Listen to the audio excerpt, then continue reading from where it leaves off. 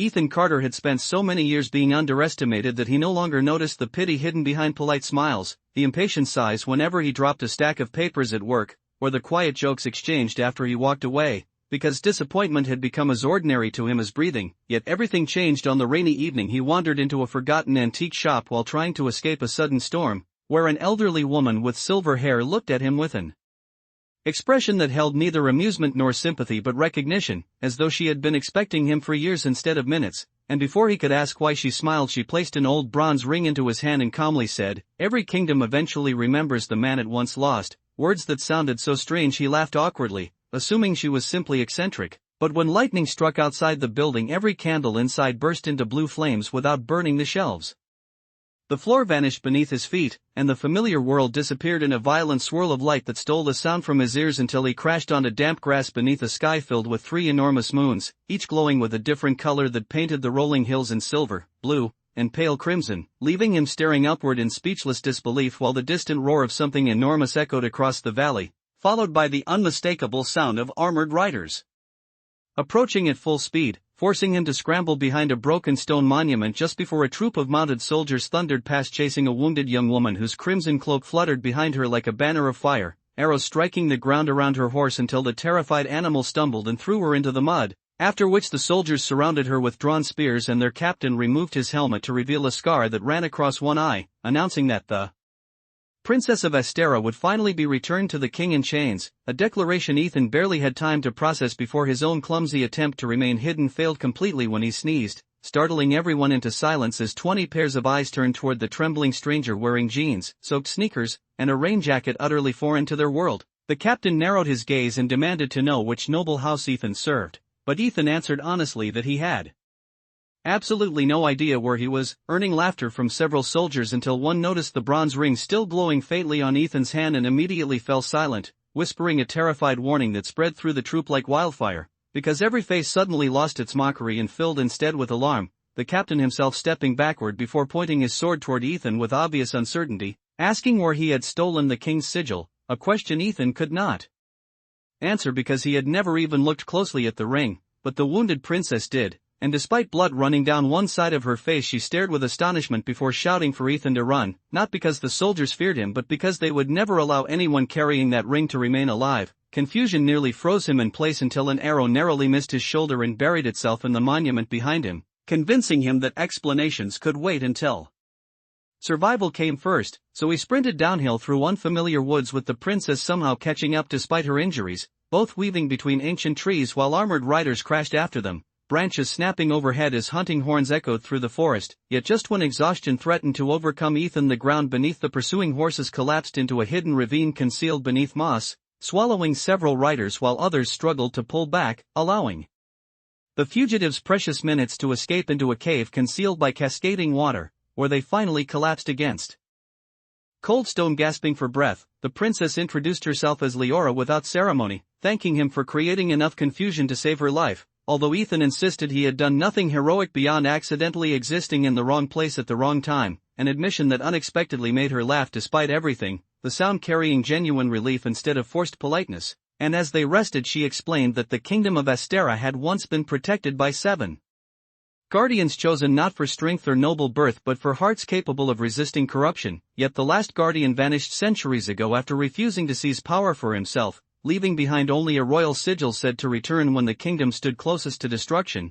Ethan listened with growing disbelief until she pointed silently toward his hand where the bronze ring had transformed into polished silver engraved with symbols that pulsed like living starlight, making denial increasingly difficult. But before either of them could explore the mystery further, the cave floor trembled and a deep growl rolled through the darkness beyond the waterfall, unlike any animal Ethan had ever heard, followed by enormous footsteps that shook loose pebbles from the ceiling. Leora immediately extinguished the small lantern she had lit and whispered that cave bears would have been welcome compared to what haunted these tunnels now, then slowly drew a slender dagger while gesturing for Ethan not to make a sound. Unfortunately, silence had never been his greatest talent because a nervous cough escaped despite every effort to suppress it, and 2 glowing amber eyes immediately opened within the darkness, suspended far above ground level where no ordinary creature's eyes should have been, revealing the outline of a colossal beast covered in jagged stone-like scales that scraped sparks from the cave walls as it advanced. Ethan's instinct screamed for him to flee, yet there was Nowhere to run, so instead he picked up the first loose rock he found and hurled it with all the strength panic provided, expecting absolutely nothing except perhaps to annoy the monster, but the stone struck the silver ring during his throw, releasing a flash of brilliant light that expanded through the cave in a circle of shimmering energy, causing the creature to recoil with a pained roar before retreating deeper into the darkness, leaving Ethan staring at his own hand in complete astonishment while Leora looked less surprised than deeply thoughtful, as though an old legend had just taken its first undeniable breath, and although she wanted answers as desperately as he did, she knew remaining underground would soon become impossible because the monster's retreating roar had echoed through miles of tunnels, meaning every predator lurking beneath the mountains had now learned exactly where two vulnerable travelers could be found, so instead of celebrating their narrow escape, she rose, tightened the straps of her damaged armor, and led Ethan through a winding passage that emerged hours later onto a cliff overlooking a kingdom unlike anything he had imagined, with white towers rising from emerald plains, rivers reflecting the light of 3 moons, distant airships drifting between mountain peaks suspended by enormous crystal engines, and beyond all of it a black fortress surrounded by swirling storms where no sunlight touched the earth, Leora quietly admitted. That fortress belonged to King Malrek, once her father's most trusted general before ambition consumed him and he murdered the royal family during a feast, believing every heir dead except for the princess who had escaped with loyal protectors now scattered across the realm. Yet even while explaining this painful history she paused upon noticing smoke rising from a nearby farming village that should have been peaceful at this hour, and the frightened ringing of warning bells soon reached them. On the wind, followed by terrified screams that erased any thought of resting, forcing Ethan to make a choice he never imagined facing, because he could continue running towards safety with someone else's war left behind him, or he could follow Leora downhill toward frightened strangers who had never heard his name but desperately needed someone willing to stand beside them. Ethan did not understand why his feet moved toward the burning village instead of away from it, especially because every reasonable thought in his mind told him that he was a stranger in a world where people carried swords, creatures lived beneath mountains, and kings murdered their own families for crowns. Yet when he saw a child standing in the middle of the road crying for her missing brother while adults ran past carrying buckets of water and wounded villagers searched through the smoke, the same feeling that had followed him through his entire old life returned, the feeling of being the person everyone overlooked, the person nobody expected to matter, except this time he was the only one nearby who could decide whether he would remain that person, so he followed Leora into the chaos. The village of Belmere was smaller than the cities he had known on Earth, but its people had built their homes with extraordinary care, using wooden beams carved with protective symbols, gardens filled with glowing flowers, and small windmills that powered crystal lamps along the streets, making the destruction feel even more cruel as flames consumed roofs and enemy soldiers wearing black armor moved through the narrow paths searching for survivors. Leora immediately recognized their uniforms as members of Malrek's Iron Legion, but instead of rushing forward blindly she studied the battlefield, counting enemy positions, noticing archers on the rooftops and a commander directing troops from the village square, a side of her Ethan had not seen before, because until then he had known her as a wounded princess trying to survive, but now he saw a leader measuring risks, protecting civilians, and forcing herself to ignore her own exhaustion because others depended on her. Ethan, meanwhile, discovered that courage felt very different from what stories had always suggested. There was no sudden disappearance of fear, no magical moment when his hands stopped shaking. His hands still trembled as he picked up a fallen soldier's shield, his heart still raced when arrows flew overhead, and he still wondered if he was about to make the biggest mistake of his life, but instead of waiting for fear to leave, he moved while carrying it. He ran toward the village square where the enemy commander was dragging captured villagers into a line, apparently searching for anyone connected to Leora's supporters. Before Ethan could reach them, a group of frightened farmers blocked his path, one elderly man raising a pitchfork and demanding to know whether he was another servant of the king who had abandoned them.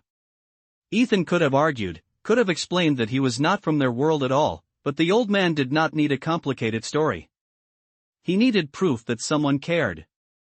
Ethan lowered the shield and simply said, "I don't know your king, I don't know your war, and I don't even know why this ring chose me, but I know those people over there are scared, and I know I can do something right now." The answer did not transform everyone instantly into loyal followers, and Ethan was grateful for that because real people did not suddenly trust strangers because of a dramatic speech. Some villagers still looked doubtful, others looked away, but a young blacksmith named Tomas stepped forward and handed Ethan a heavy iron hammer, saying that anyone willing to stand between soldiers and families deserved a weapon better than a piece of wood. The gesture gave Ethan enough confidence to act, and together they created a desperate defense line while Leora moved through the village with a speed and precision that surprised even her enemies. She fought differently from the soldiers Ethan had seen before. She did not attack from anger, she fought like someone solving a terrible puzzle, disarming opponents rather than killing them whenever possible, redirecting their movements, using the environment against them, and constantly watching before them. Something strange. Something impossible. Something waiting to be understood. And just like every person who had come before, they faced the same decision. They could walk away and leave the mystery behind. Or they could take one step forward and discover where it led. For civilians trapped nearby. The battle turned when Ethan noticed something unusual about the enemy commander. While every other soldier protected their bodies with thick armor, the commander guarded a small black crystal hanging around his neck. Ethan remembered the ring reacting to the creature in the cave and wondered if the strange energy around him was connected to these crystals. Acting on instinct, he abandoned the safety of the village wall and charged directly toward the commander, not because he had a brilliant plan but because he had learned that waiting for perfect plans was how he had spent his entire previous life. The commander laughed when he saw him approaching, calling him a foolish farmer who had wandered into a war he could not understand, but Ethan did not answer because he was too busy trying not to trip over loose stones while running. When the commander swung his enormous sword, Ethan barely blocked the attack with the shield, the force driving him backward across the dirt, yet the impact caused the bronze ring to strike the black crystal, creating a violent reaction that neither man expected. The crystal cracked, releasing waves of dark energy that caused the enemy soldiers to freeze in place as memories seemed to flood their minds. Some dropped their weapons immediately, others fell to their knees, and the commander staggered backward screaming that the Guardian's power was impossible because the last Guardian had been dead for generations. That statement struck Leora harder than any weapon could have because the legends had never said the Guardian was dead. They had said the Guardian disappeared. There was a difference, and she suddenly realized someone had deliberately altered the history of Astera. Before she could question him, the commander shattered the broken crystal in his hand and unleashed a storm of black smoke that covered the entire square, allowing him to escape while leaving behind dozens of confused soldiers who no longer seemed certain why they had been fighting. When the smoke cleared, the village was damaged but standing, and for the first time since arriving in this strange kingdom, Ethan heard people say his name without laughter or disappointment. They did not call him a hero yet, because heroes were not created in one battle, but they looked at him as someone whose choices mattered.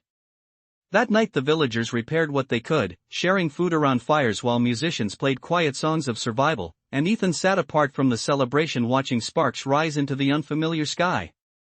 Tomas joined him carrying 2 cups of a bitter drink that Ethan quickly discovered was stronger than anything he had tasted before. The blacksmith asked him why someone with so little experience had risked his life for strangers, and Ethan admitted that back home he had spent years trying to prove he was useful, but every failure had convinced him that perhaps he simply was not meant for anything important. Tomas studied him carefully before replying that a man who needed everyone else to believe in him before doing the right thing would never become strong, but a man who acted despite believing he was insignificant was already more powerful than most warriors. The conversation stayed with Ethan long after Tomas left, especially because Leora later approached him carrying a torn piece of parchment recovered from the enemy commander. She revealed that the writing on it contained a message from someone inside the royal court, someone who knew Ethan would arrive before anyone in Astera did.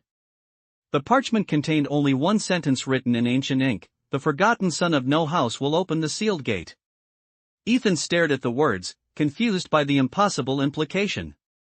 He had no royal blood, no connection to this kingdom, no hidden memories of another life, yet someone had predicted his arrival. Leora admitted there was another secret she had not shared. The royal archives contained a forbidden record describing a guardian who would come from beyond the boundaries of Astera itself, a person with no title, no army, and no reason to seek power. Ethan immediately suspected a mistake because that description sounded less like a legendary warrior and more like a description of someone who had spent years failing job interviews and apologizing whenever someone bumped into him. But before they could investigate further, the ground beneath Belmir began to shake. Far beyond the village, beneath the shadow of Malrek's fortress, a massive chain of blue fire erupted from the earth, rising into the sky like a signal visible across the entire kingdom. Leora's expression changed from curiosity to fear as she recognized the symbol forming above the fortress. The sealed gate of the ancient guardians had been opened, not by them, but by someone else. And whatever waited beyond that gate had just awakened.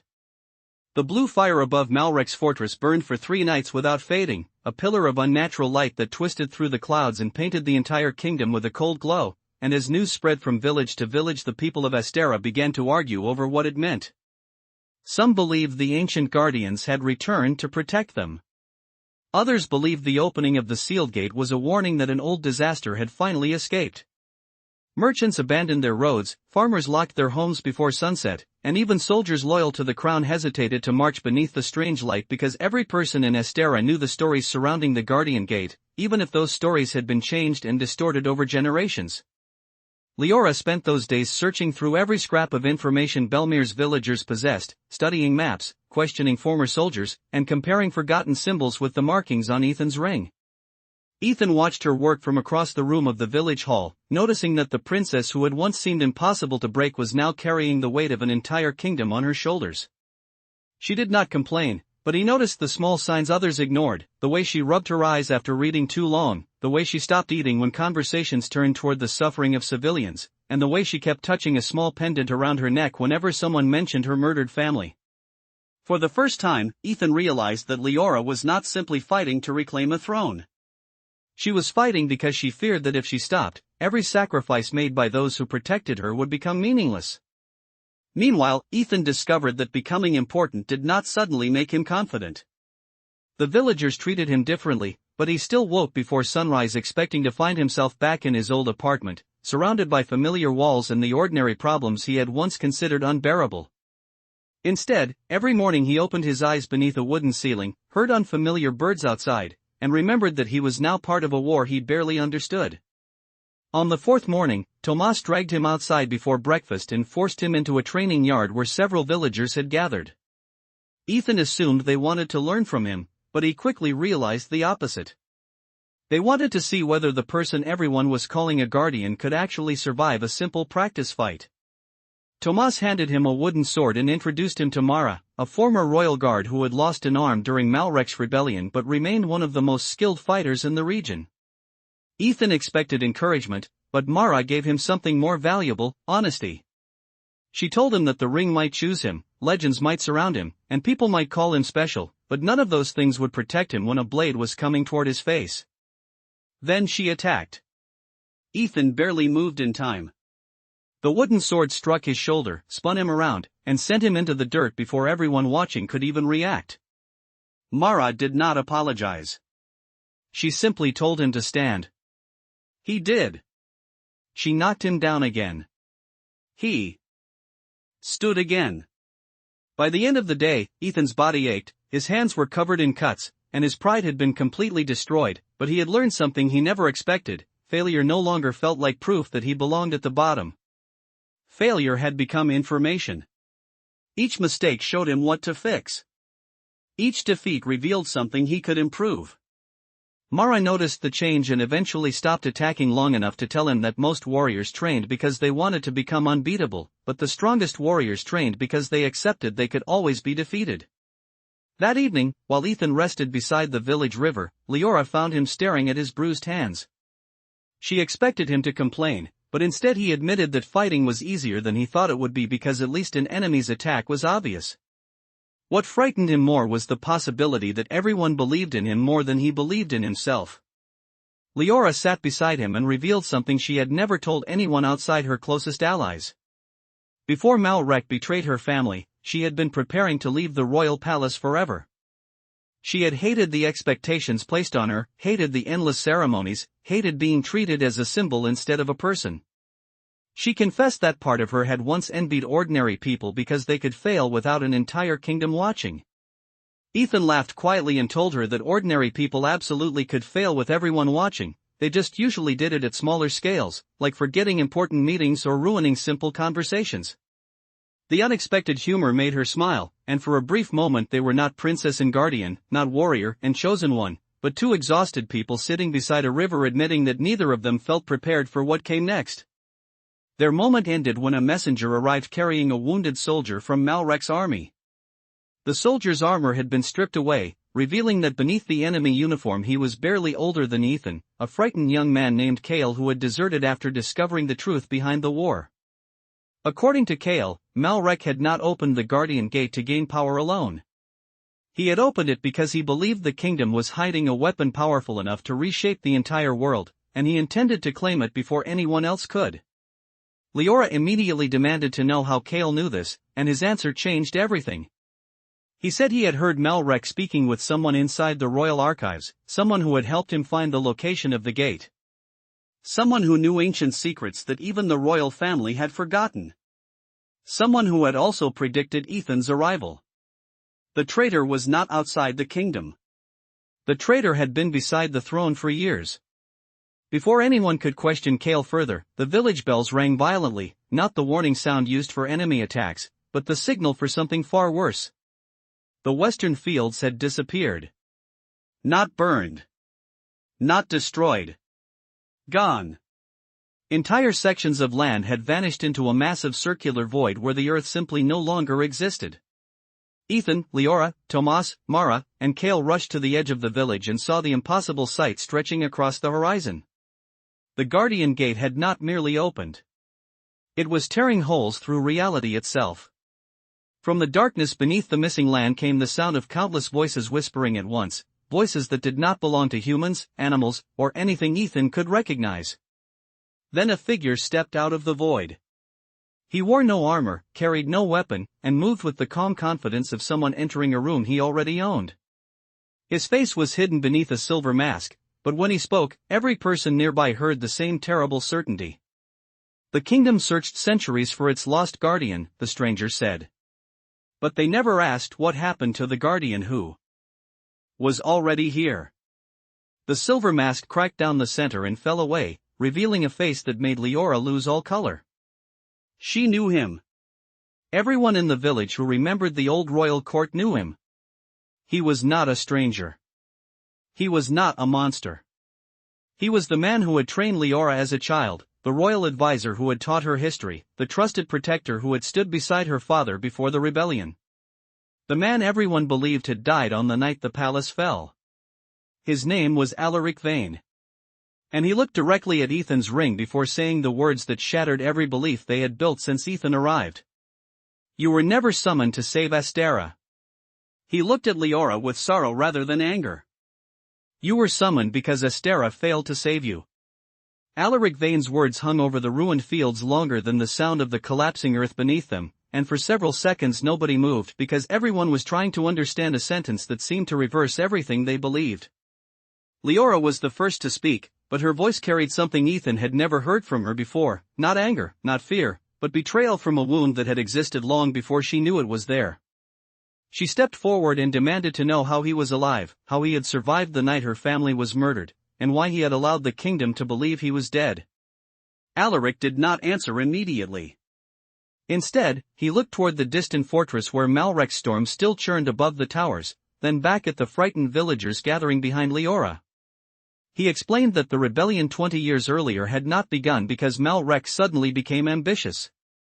It began because the royal court discovered a secret buried beneath Astera, a secret involving the original guardians and the true purpose of the kingdom itself. The throne had hidden the truth from its own people for generations, believing ordinary citizens could not understand the danger. According to Alaric, the Guardian Order was never created to defend the kingdom from enemies. It was created to contain something far older than any kingdom, an ancient force known as the Hollow Star, a presence that existed before human civilization and could reshape reality by feeding on the desires of those who sought control. The Guardians were not heroes who conquered darkness. They were prisoners who sacrificed their freedom to keep the darkness asleep. Ethan listened carefully, but one detail bothered him more than everything else. If Alaric knew so much, why had he allowed Malrek to rise? The older man looked at him and admitted the answer was not one he was proud of. He had tried to stop the rebellion and failed. He had tried to protect the royal family and failed. He had tried to preserve the Guardian Order and failed. Every choice he made created another disaster, and eventually he believed the only way to prevent the Hollow Star from awakening was to disappear completely and allow events to unfold until the right person arrived. Leora rejected that explanation immediately. She told him that abandoning people was not the same as protecting them. The statement struck Alaric harder than an accusation because he knew she was right. He had spent years convincing himself that distance was necessary when, in reality, distance had allowed others to suffer without him. Ethan noticed the exchange and realized that even powerful people could become trapped by their own regrets. Alaric was not a mysterious all-knowing figure from legend. He was a man who had made choices, lived with consequences, and carried guilt just like anyone else. However, understanding him did not mean trusting him. The situation became even more complicated when Malrek's soldiers appeared on the horizon, not marching toward them, but running away from the fortress. Their formation had collapsed, their weapons were abandoned, and several soldiers were screaming that the king had lost control of the thing beneath the gate. One of them fell near the group and warned them that Malrek had entered the ancient chamber beneath the fortress himself, believing the Hollow Star would grant him enough power to rebuild the world according to his vision. Instead, the entity had begun consuming everything around it, including the soldiers who had served him. Alaric immediately declared that they had little time left. If the Hollow Star fully awakened, it would not simply destroy Astera. It would begin rewriting reality itself, merging worlds together until nothing remained recognizable. Ethan felt the weight of those words because he suddenly understood that his arrival from another world was not an accident. The boundary between worlds was already breaking, and he had been pulled through because something needed a person who existed outside Astera's history. But another question remained: why him? Why a man who had spent most of his life being ignored? Why not a warrior, a king, or someone trained from birth for impossible battles? Alaric answered with a truth Ethan did not expect. The Guardian Ring did not choose the strongest person. It chose someone the Hollow Star could not predict. Every ruler, general, and warrior in Astera carried ambitions shaped by their world. They wanted victory, recognition, revenge, justice, or power.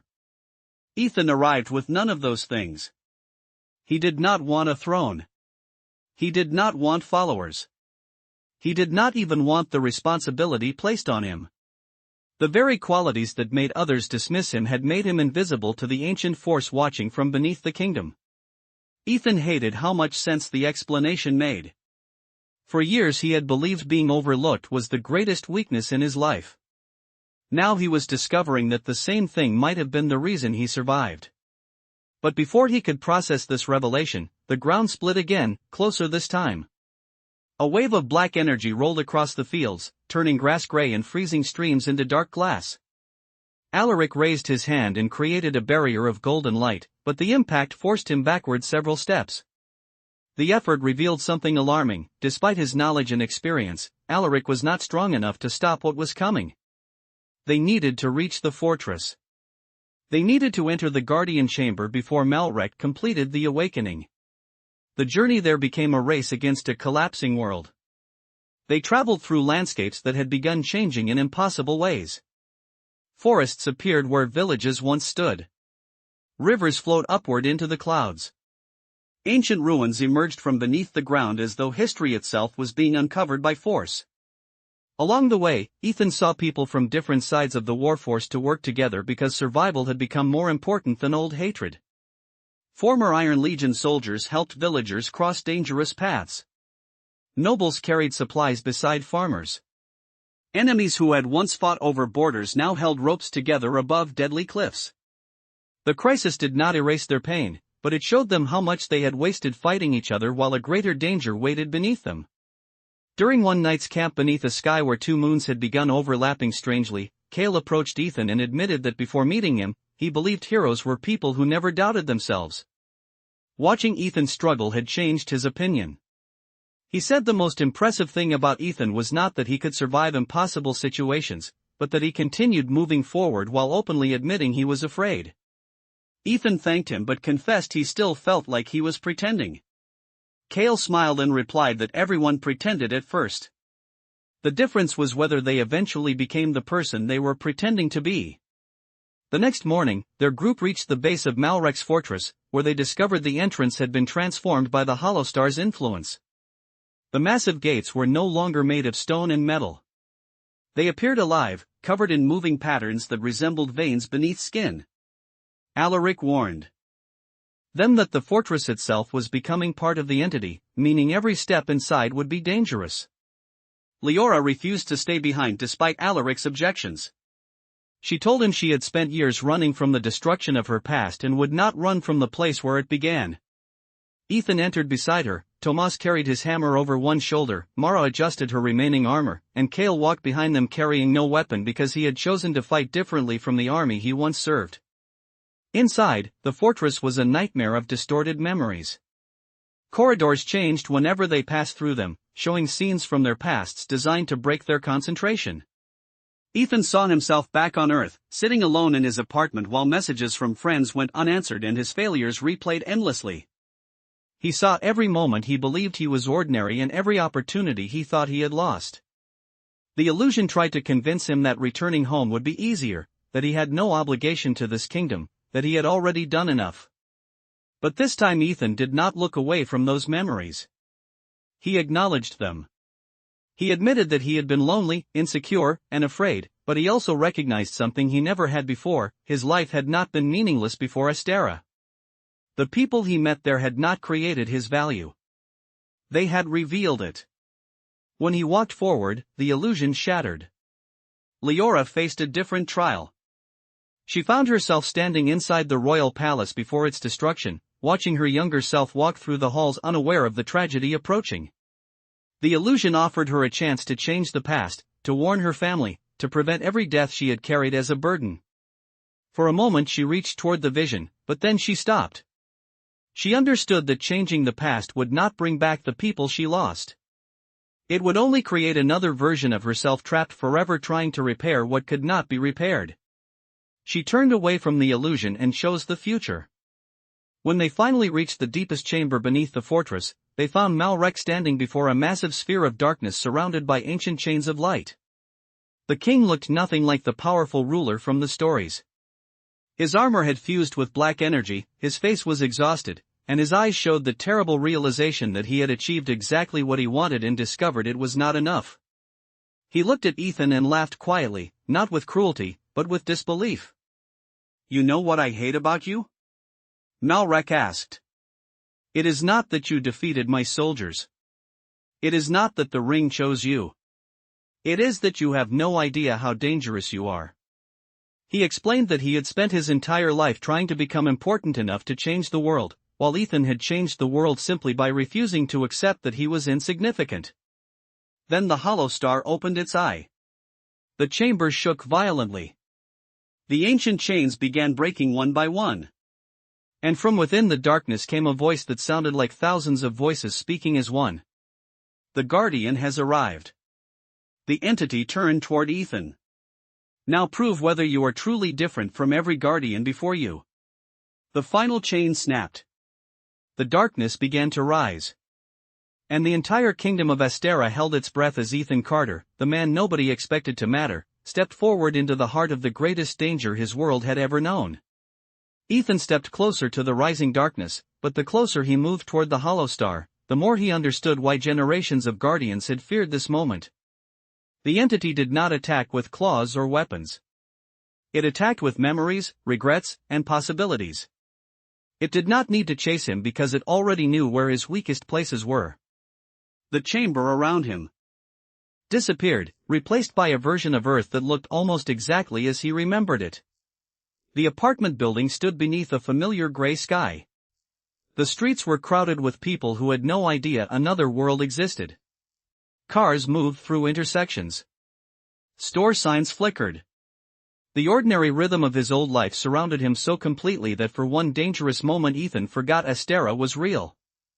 Then he saw himself walking down the sidewalk, older, tired, and completely unchanged. The illusion showed him a future where he had never entered the antique shop, never met Leora, never faced monsters or armies. In that version of his life, nothing terrible had happened. He had kept his routine. He had avoided impossible responsibilities. He had remained unnoticed.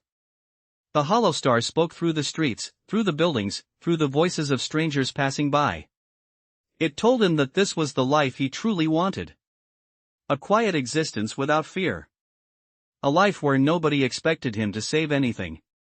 Ethan stared at the illusion and realized the cruelest part was that the entity was not entirely wrong. There had been days when he dreamed about exactly this. He had wanted an easier life. He had wanted fewer problems. He had wanted to stop feeling like every decision might expose his weaknesses. But as he watched the imaginary version of himself enter an empty apartment and sit alone in silence, he noticed something important. That life had no pain because it also had no connection. No Leora arguing with him when he made reckless choices. No Tomas laughing while pretending not to care. No Mara pushing him beyond his limits. No villagers who once doubted him now trusting him. The Hollow Star had offered him comfort by removing every reason he had found to care. Ethan looked directly at the illusion and said, "You don't understand people." The world around him trembled. "You think avoiding pain means avoiding suffering. But the worst part of my old life wasn't failing. It was believing nobody would notice if I disappeared." The illusion cracked. "Now I know people notice." With those words, the false earth shattered into thousands of pieces of light, and Ethan returned to the ancient chamber. But his victory was incomplete because the Hollow Star had not been defeated. It had only changed its approach. The entity turned toward Leora next. The princess immediately raised her weapon, but Ethan noticed something different in her expression. She was not afraid of being hurt. She was afraid of what she might see. The darkness surrounded her, and suddenly the chamber transformed into the royal palace from her childhood. The halls were bright. Servants moved through the corridors. Her parents were alive. Her younger self laughed while running through the gardens. For anyone else, it would have looked like a beautiful memory. For Leora, it was a wound reopened. The Hollow Star offered her the impossible choice Ethan had expected. It promised her the chance to return to that moment, to prevent the betrayal, to expose Malrek before he attacked, to save everyone she lost. Unlike Ethan's illusion, hers was not a fantasy of escape. It was a fantasy of repair. That made it far more dangerous. Leora walked through the palace slowly, touching objects she had not seen in years.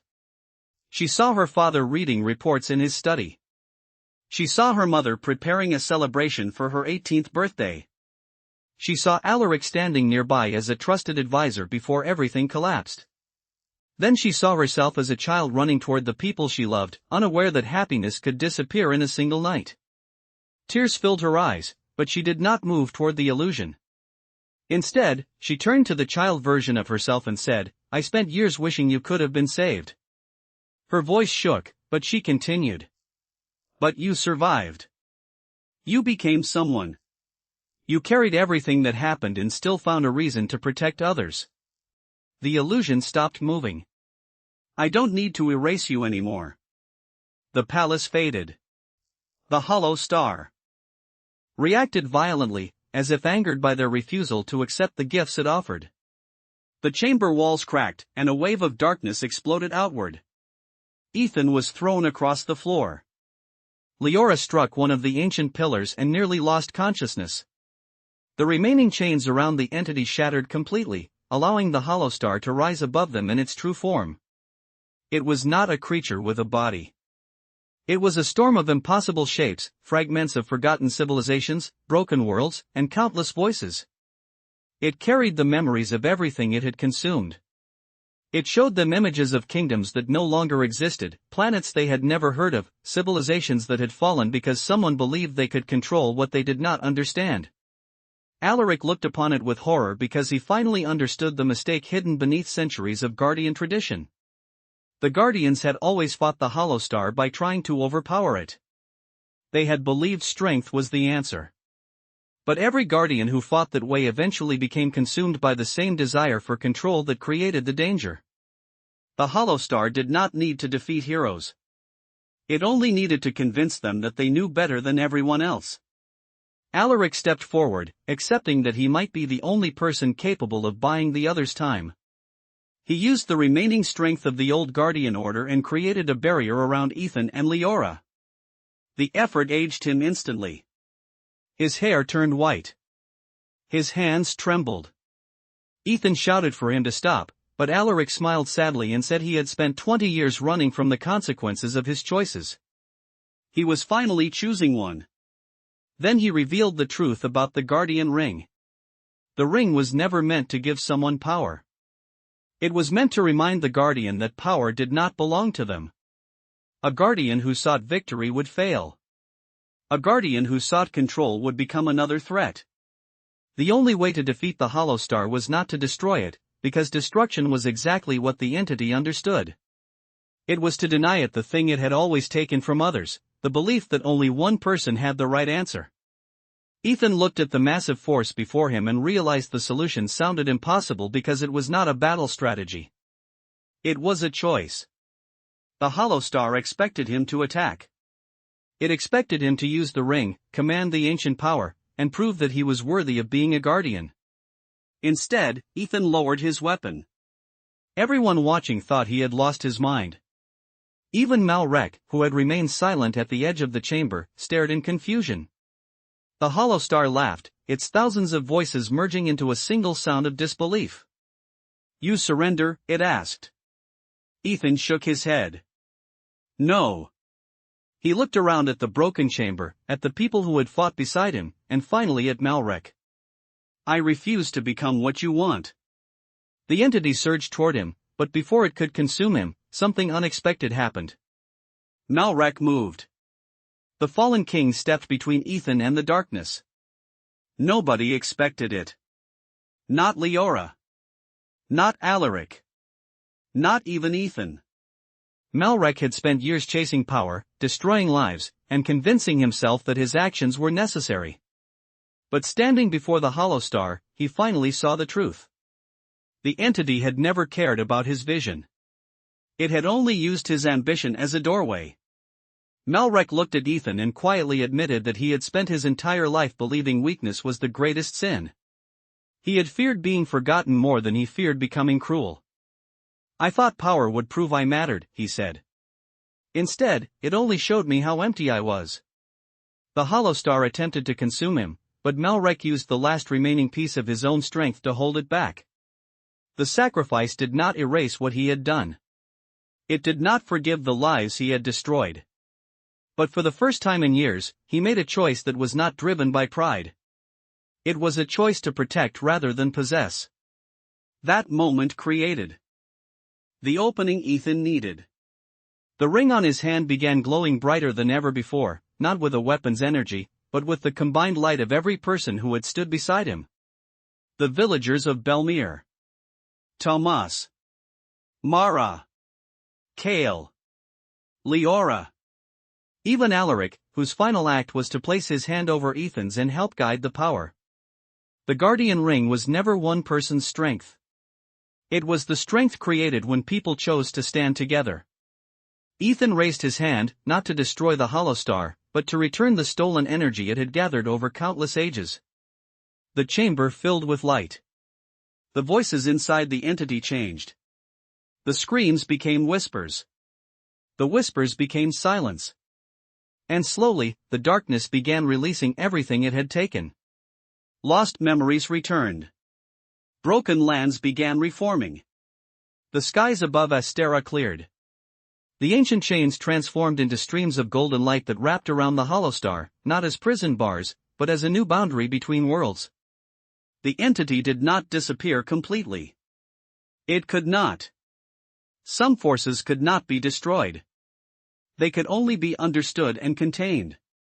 When the light finally faded, Ethan found himself lying on the cold stone floor of the chamber, surrounded by exhausted survivors. Malrek was gone, his armor left behind as the only evidence that he had ever stood there. Alaric remained alive, but barely, his strength almost completely spent. Leora rushed toward Ethan, asking if he was injured, and Ethan laughed weakly because after everything they had survived, his greatest concern was that he had once again destroyed a perfectly good piece of clothing. The joke was terrible, but everyone laughed anyway. It was the first genuine laughter the fortress had heard in many years. Days later, the people of Astera began rebuilding. The kingdom did not return to the way it was before. Too much had been revealed. The old royal systems changed. Former enemies worked together to create new laws. The Guardian Order was transformed from a secret organization into a group dedicated to protecting knowledge rather than controlling it. Leora refused to become the kind of ruler her ancestors had been. She chose to lead by listening, traveling through the kingdom instead of remaining hidden behind palace walls. Tomas became one of her closest advisors, mostly because he was one of the few people willing to tell her when she was making a terrible decision. Mara trained new defenders, teaching them that strength without compassion was only another form of weakness. Kale spent his days helping former soldiers find new lives outside the armies that had shaped them. And Ethan stood at the center of a kingdom that once would have laughed if anyone claimed he could matter. Yet when people called him the greatest hero Astera had ever known, he always corrected them. He told them he was simply someone who had finally stopped believing that being ordinary meant being worthless.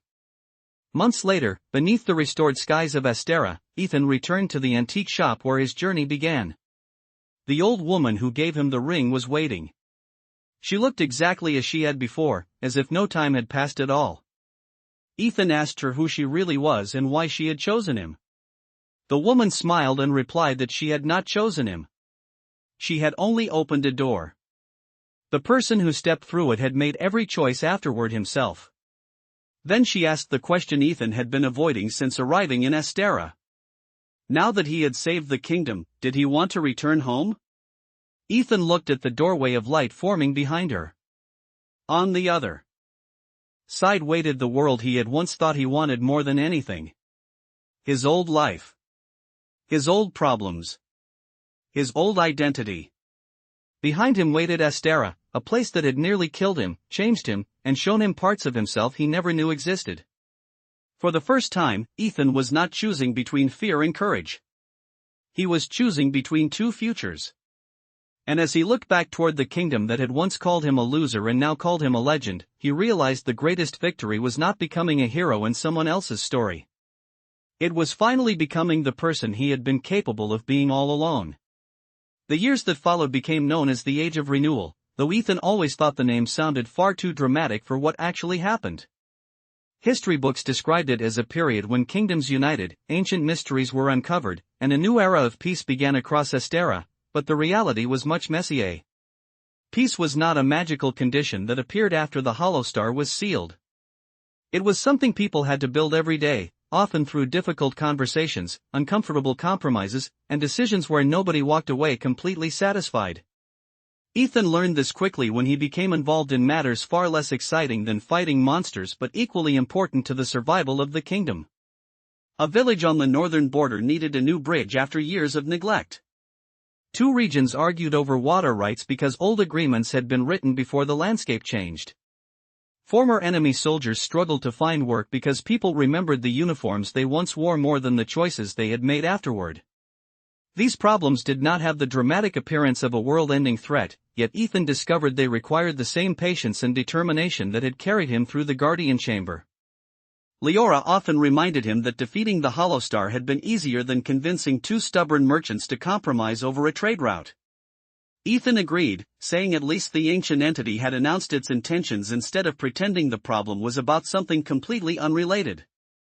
Their conversations became the kind of moments that never appeared in legends but shaped the future of Astera more than any battle. One autumn morning, while visiting a distant coastal city, Ethan discovered that not everyone believed the kingdom had changed for the better. The city had once supported Malrek, and although the war was over, many citizens still distrusted the new government. They remembered promises made by previous rulers and wondered whether Leora's reforms were simply another version of the same cycle. Ethan did not respond with speeches or demands for loyalty. Instead, he spent 3 days walking through the city without guards, listening to fishermen, craftsmen, and families who had lost relatives during the rebellion. Some people recognized him immediately. Others did not care who he was.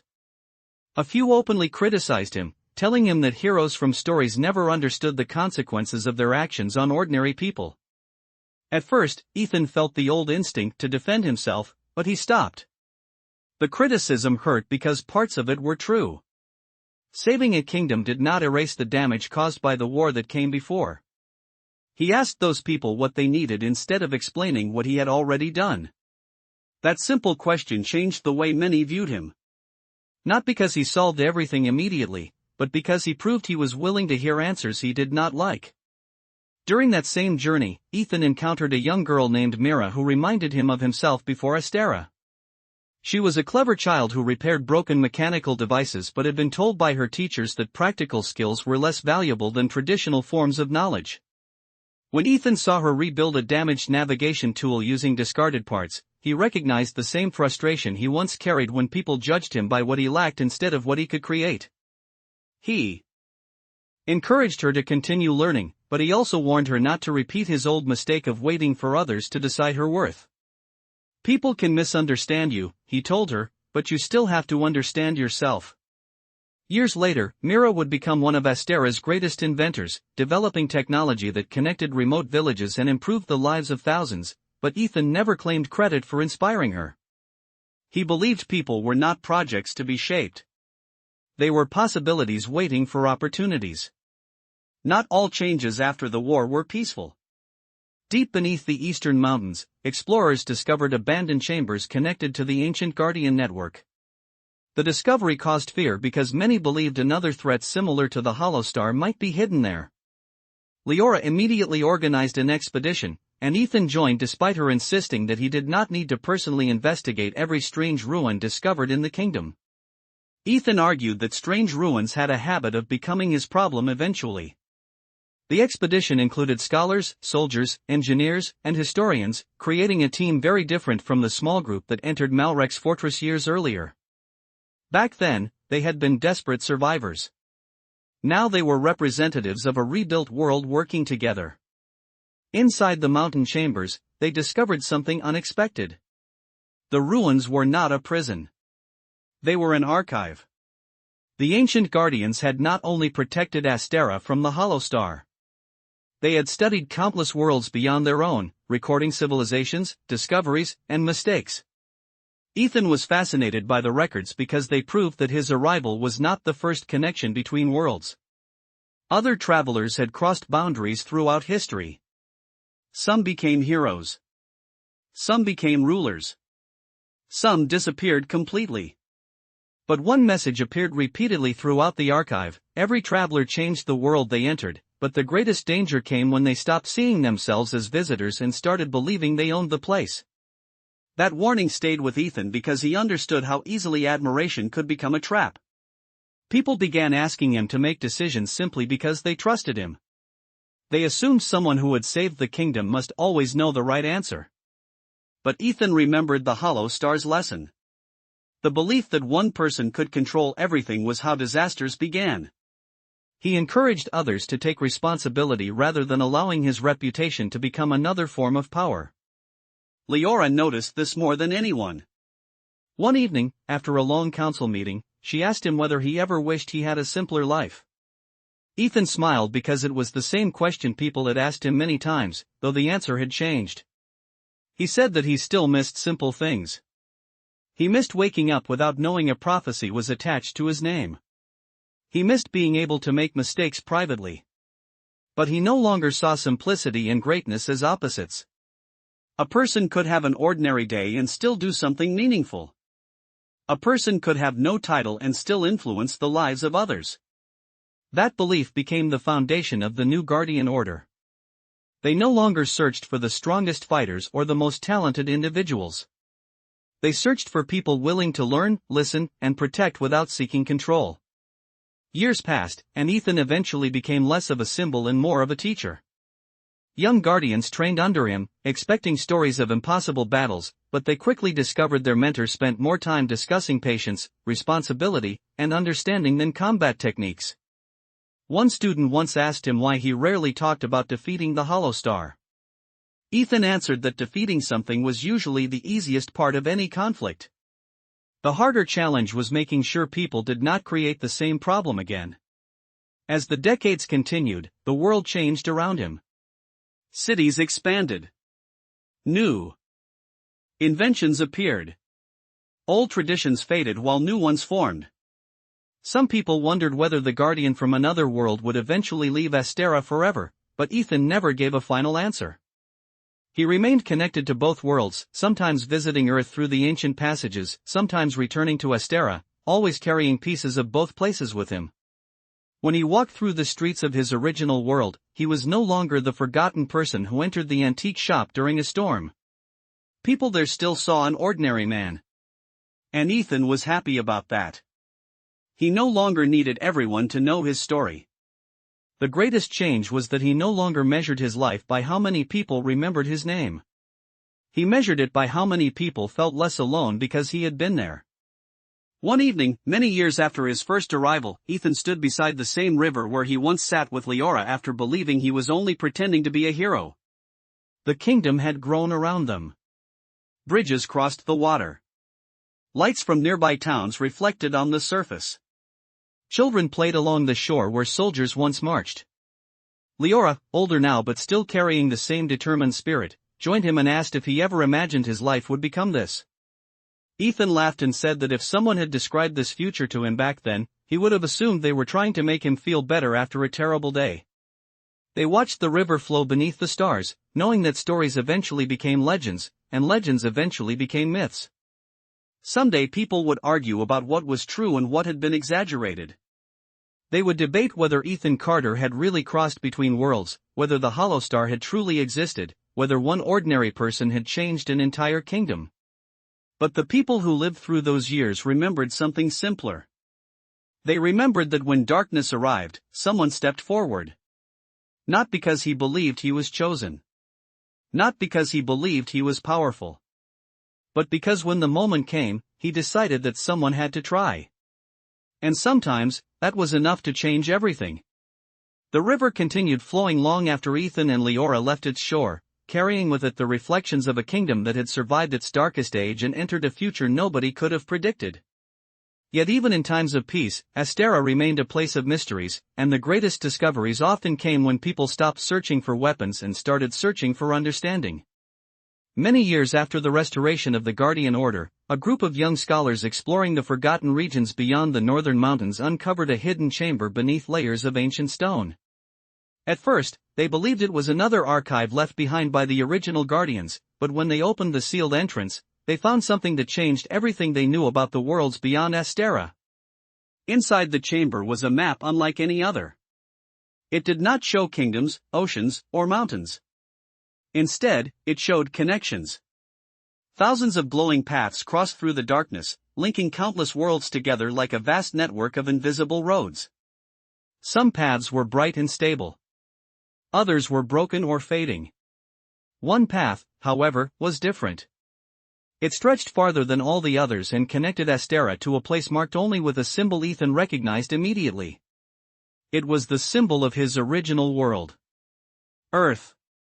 The discovery reached Leora quickly, and although she had spent years preparing herself for unexpected events, even she was shaken by the possibility that the boundary between worlds might not simply be a mystery of the past but an ongoing connection waiting to be explored. Ethan studied the map in silence for a long time because he understood what it meant. His arrival had never been the end of a story. It had been the beginning of a much larger one. The old fear returned briefly, the fear that perhaps he had become too attached to Astera and forgotten where he came from, or perhaps he belonged nowhere because he had changed too much to fully return to the person he once was. But when he spoke with Leora, she reminded him that belonging was not determined by where someone was born. It was created by where they chose to stand and who they chose to protect. The discovery created disagreements throughout the kingdom. Some believed the connection to other worlds should remain sealed forever. They feared another disaster like the Holostar. Others believed knowledge could not be treated as a threat simply because it was powerful. Ethan understood both sides because he remembered what happened when people hid dangerous truths instead of preparing others to understand them. The decision was eventually made to create a new organization dedicated not to controlling the gateways between worlds but studying them responsibly. They called it the Horizon Circle, a name chosen because its members believed every horizon represented not only an unknown destination but a chance to learn something new. Among the first members was Mira, the inventor Ethan had met as a child. She had grown into a brilliant engineer whose creations transformed travel and communication throughout Astera. When she saw the ancient gateway technology, she became fascinated by the possibility of connecting worlds peacefully rather than through accidents or invasions. Ethan watched her work and felt a strange sense of pride, not because he believed he had created her success, but because he remembered the young girl who had once needed someone to tell her that her ideas mattered. Now she was the person opening possibilities for an entire civilization. The first attempt to activate the gateway was carefully planned. Scholars prepared the chamber.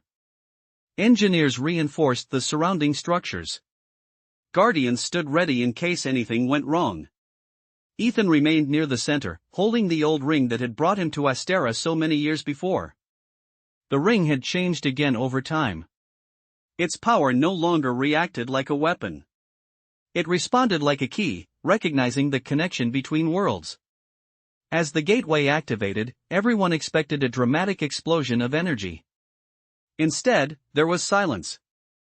The air became still. The chamber lights dimmed. Then the doorway opened, revealing not an enemy, not a battlefield, but a quiet street beneath an ordinary Earth sky. Ethan stared through the opening and felt 1,000 memories return at once.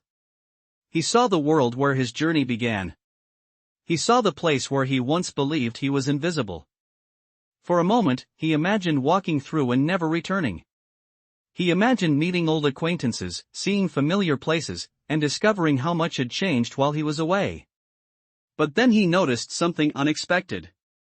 The person standing on the other side of the gateway was not the same person who left. The world looked familiar, but he no longer viewed it through the same eyes. The people there were not characters from a life he had escaped.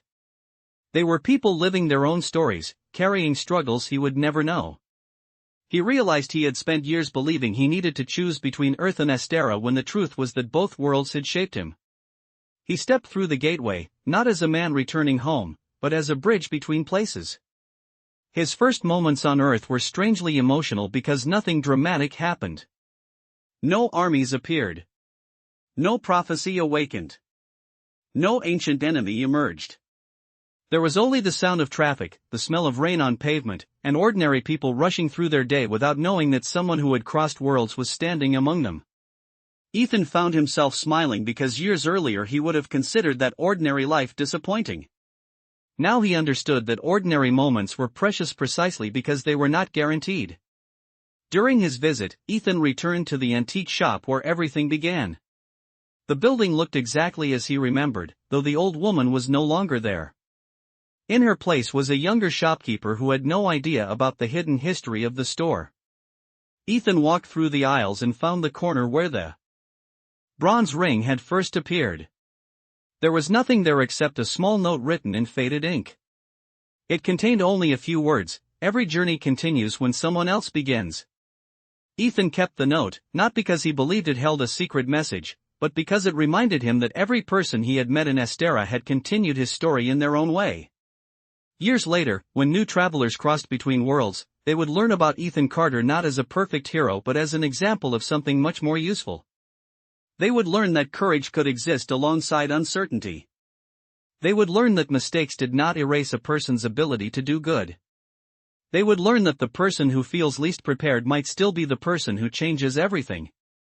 And somewhere between Earth and Astera, between the familiar and the unknown, Ethan continued walking forward, not searching for the moment when his story would finally be complete, because he had learned that the greatest stories were never defined by their endings. They were defined by every choice made along the way. The years after the opening of the Horizon Gate brought changes that even the wisest scholars of Astera struggled to understand. For centuries, the kingdom had looked inward, believing its borders were the edge of existence, but now its people discovered that their world was only one among countless others scattered across the vastness between realities. The revelation created excitement, fear, curiosity, and conflict in equal measure. Some dreamed of exploring distant civilizations and learning from worlds beyond their imagination. Others worried that opening their doors would invite new dangers they were not prepared to face. Ethan understood both reactions because he remembered what it felt like to stand before an impossible doorway and wonder whether stepping through it would destroy everything familiar. He had learned that every opportunity carried risk, and every discovery required responsibility. The first official expedition beyond Astera was not led by warriors or rulers. Leora insisted that scholars, healers, engineers, and historians should go first because the purpose of the journey was understanding, not conquest. Ethan supported her decision, even though many expected him to lead the expedition himself. When asked why he refused command, he explained that the greatest mistake old civilizations made was assuming the person with the most power should always be the person making the decisions. The expedition traveled through the Horizon Gate and arrived on a world called Valaris, a planet covered with enormous forests where the trees grew so high that entire communities lived among their branches. The people of Valaris had developed a society unlike anything Ethan had seen. They built homes around living trees, used music to communicate across great distances, and believed that every generation had a responsibility to leave the world better than they found it. At first, the people of Valaris welcomed the visitors from Astera, but the relationship became complicated when a group of explorers discovered ruins beneath the forest floor containing symbols connected to the ancient Guardians. The discovery suggested that the Guardians had once traveled far beyond Astera and that their influence had reached civilizations across multiple worlds. Ethan found himself facing a new kind of challenge. In the past, danger had been obvious. Enemies attacked. Monsters appeared. Problems demanded immediate action. Now the danger came from knowledge itself. Every discovery created new questions. Every answer revealed deeper mysteries. The ancient Guardians had not simply protected one kingdom. They had been part of a much larger network of civilizations trying to understand forces beyond their control. During the investigation, Ethan met a Valerian historian named Sarah, a woman who had spent her life studying the forgotten history of her people. Unlike many scholars Ethan had encountered, Sarah was not interested in proving old theories correct. She believed history was a conversation between the past and the present, and she challenged anyone who treated ancient knowledge as absolute truth. Ethan respected her immediately because she reminded him of a lesson he had learned through his own journey: confidence was valuable, but certainty could become dangerous. Together, they uncovered records describing a group known as the First Travelers, individuals who crossed between worlds long before the Guardian Order existed. These travelers were not chosen warriors or rulers. They were ordinary people who discovered the ability to move between realities and used it for different purposes. Some built alliances. Some created knowledge. Some caused disasters because they believed other worlds existed for them to control. The records contained a warning that troubled Ethan more than anything else they found. The greatest threat to connected worlds was not invasion from outside. It was the temptation of one civilization believing it had the right to reshape others. When the expedition returned to Astera, Ethan shared the discovery with Leora and the council. The information created immediate debate. Several leaders argued that Astera should close the gateways permanently before another civilization discovered them and attempted to exploit them. Others believed isolation would only repeat the mistakes of the past. Leora listened to every argument before making her decision. She announced that Astera would continue exploring other worlds but would never enter them as conquerors. The kingdom would offer knowledge, assistance, and friendship, but it would not force its values onto others. Many people praised her decision. Others criticized it. Leora accepted both because she understood leadership was not about making everyone agree. It was about making choices while accepting responsibility for the consequences. Years later, the Horizon Circle became one of the most respected organizations across connected worlds. It was not an army. It had no authority to rule. Its members served as explorers, mediators, researchers, and protectors of balance. Ethan became one of its most unusual members because he had no scientific expertise, no royal title, and no desire for recognition. What he offered was experience. He had been the outsider before. He knew what it felt like to enter a world where nobody understood him. That perspective allowed him to connect with civilizations that others struggled to approach. On one journey, Ethan visited a planet where the inhabitants believed humans from other worlds were legendary beings because of old stories left behind by previous travelers. They expected him to possess impossible abilities and ancient wisdom. Ethan spent the first meeting disappointing them by admitting he still forgot where he placed important documents and sometimes burned food while cooking. The honesty surprised them, but eventually it helped them see that visitors from other worlds were not myths or gods. They were people. That became Ethan's greatest contribution to the growing alliance between worlds. He helped others understand that differences did not need to become divisions. Decades passed, and Ethan watched generations change. The young guardians he trained became leaders themselves. Myra's inventions transformed travel. Kale became a respected teacher who dedicated his life to helping former soldiers rebuild their communities. Tomas, despite growing older, continued claiming he was still young enough to challenge anyone to a strength contest, though everyone knew he was usually the first person to complain about his back afterward. Mara became a legendary instructor whose lessons were repeated throughout the Guardian academies. Leora's reign became known not for grand victories but for the stability and trust she created. She became the kind of ruler her ancestors had failed to be, not because she never made mistakes, but because she admitted them when they happened. As time passed, Ethan began to wonder what would happen when his own journey finally ended. He had lived longer than expected, traveled farther than he imagined possible, and experienced more than the person who entered the antique shop during a storm could have dreamed. Yet one question remained. If his story became legend, would people understand the lesson behind it? Would they remember that he had not been fearless? Would they remember that he had not been the strongest? Would they remember that he had spent years believing he had nothing special to offer? He eventually found the answer during a visit to a training academy where a group of young students were studying the history of the Guardians. One student raised a hand and asked why the first Guardian from another world had been chosen when so many powerful people existed. Ethan smiled and told them that was the wrong question. The better question was why people assumed power had to come first. He explained that every person carried something valuable, even if they had not discovered it yet. The challenge was not becoming someone else.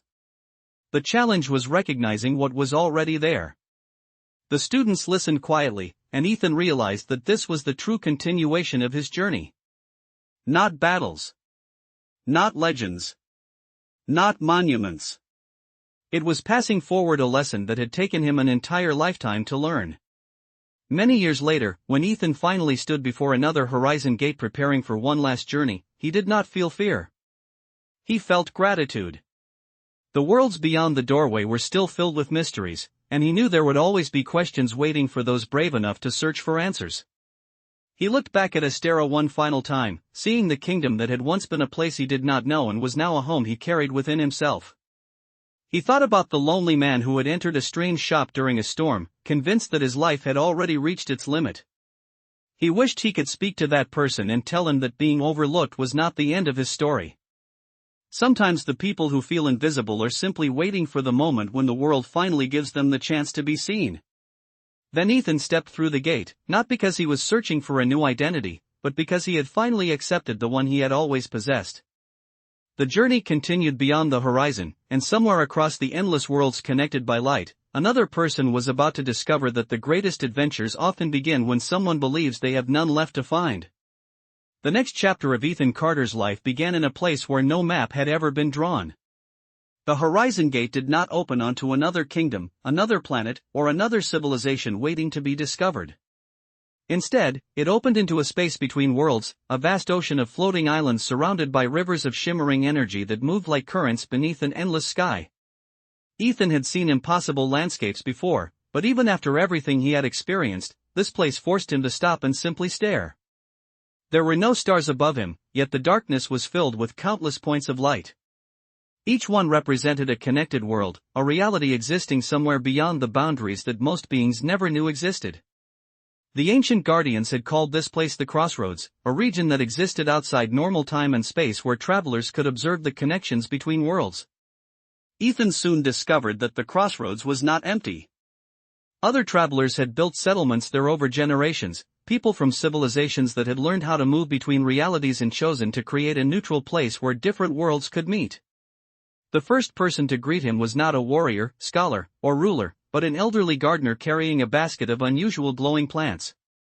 She introduced herself as Nalia and asked Ethan if he had come to study the Crossroads or simply get lost in it. Ethan admitted that both seemed possible. Nalia laughed and told him that was the usual experience for newcomers. She explained that the Crossroads had a way of revealing what people were searching for, even when they did not know they were searching for anything at all. Ethan found that statement strangely familiar. He had once thought he was searching for a way out of his ordinary life, only to discover he was actually searching for a reason to value it. While exploring the crossroads, Ethan encountered travelers from worlds unlike anything he had imagined. There were people who lived beneath oceans of liquid crystal, people who communicated through shared memories, and people whose cities moved across the surfaces of enormous creatures traveling through space. Each civilization had its own history, its own struggles, and its own understanding of what it meant to survive. Ethan noticed a pattern among them. The most advanced worlds were not always the happiest ones. Some had incredible technology but suffered because their people had forgotten how to trust one another. Others had limited resources but created strong communities because they understood cooperation. The lesson reminded Ethan of Astera's own history. Progress was never measured only by what a civilization could build. It was measured by how it treated those within it. During his time in the crossroads, Ethan learned about a growing problem. Several worlds connected through the Horizon Network had begun losing contact with one another. Gateways that once functioned perfectly were becoming unstable. Entire routes disappeared without explanation. Some travelers believed another entity like the Holostar had awakened, while others suspected sabotage from a civilization seeking control over the network. The leaders of the crossroads asked Ethan for help because his experience with the Holostar made him uniquely familiar with threats that could affect multiple realities.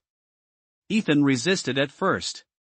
He had spent years trying to prevent people from depending on him too much.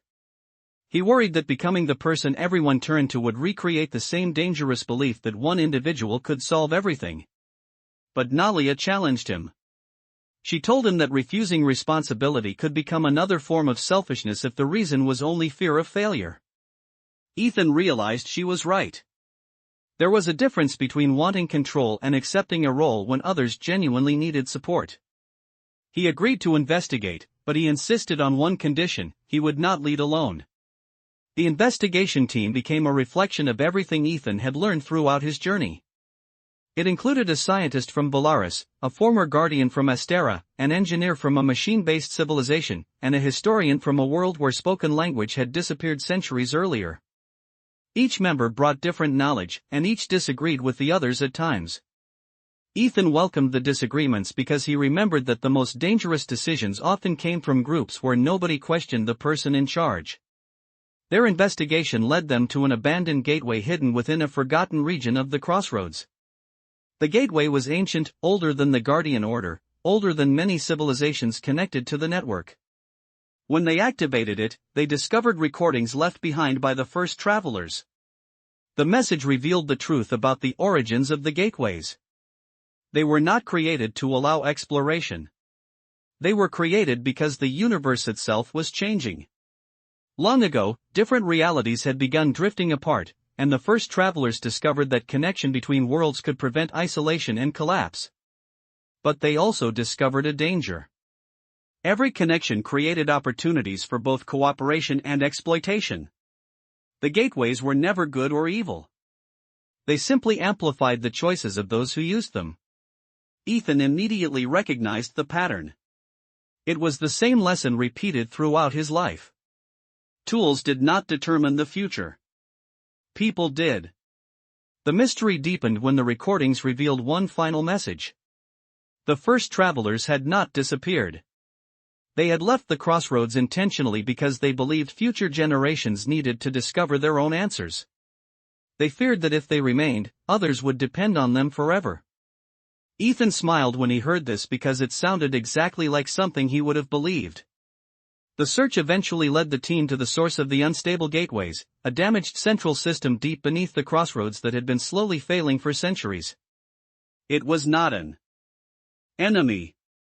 It was a machine trying desperately to maintain connections beyond its ability. The system had begun making dangerous choices because it lacked something the first travelers had considered essential: judgment.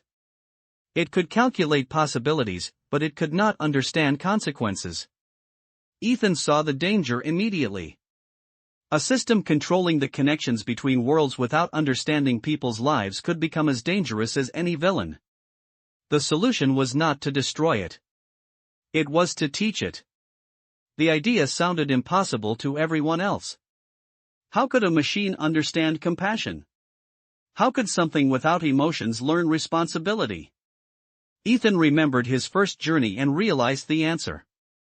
Understanding did not always come from having the same experiences. Sometimes it came from listening. The team spent months rebuilding the system, not by replacing its functions but by adding the perspectives of countless civilizations.